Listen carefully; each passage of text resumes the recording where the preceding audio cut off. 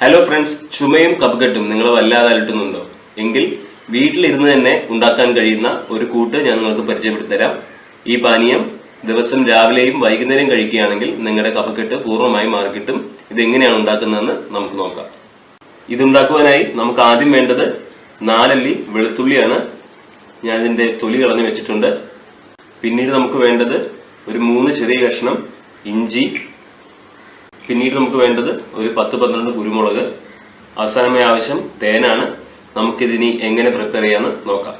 ഇനി നമുക്ക് ഒരു പാൻ നന്നായി കഴുകി വൃത്തിയാക്കിയ ശേഷം അടുപ്പിൽ വെക്കാം. എന്നിട്ട് 2 ഗ്ലാസ് വെള്ളം നമുക്ക് ഇതിലേക്ക് ആഡ് ചെയ്ത് കൊടുക്കാം. 2 ഗ്ലാസ് വെള്ളം ആഡ് ചെയ്ത് കഴിഞ്ഞു. ഇനി നമുക്കിതിലേക്ക് നേരത്തെ എടുത്തു വെച്ചിരിക്കുന്ന 3 കഷ്ണം ഇഞ്ചി, 4 ചെറിയ അല്ലി വെളുത്തുള്ളി,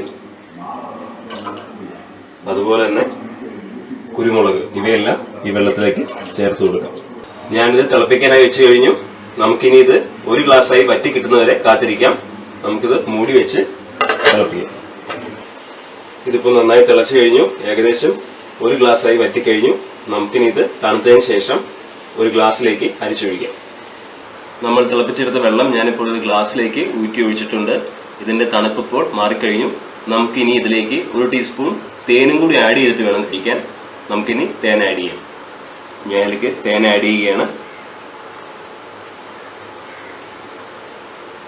തേൻ ആഡ് ചെയ്തതിനു ശേഷം ഇത് പതുക്കെ ഒന്ന് ഇളക്കി യോജിപ്പിക്കുക.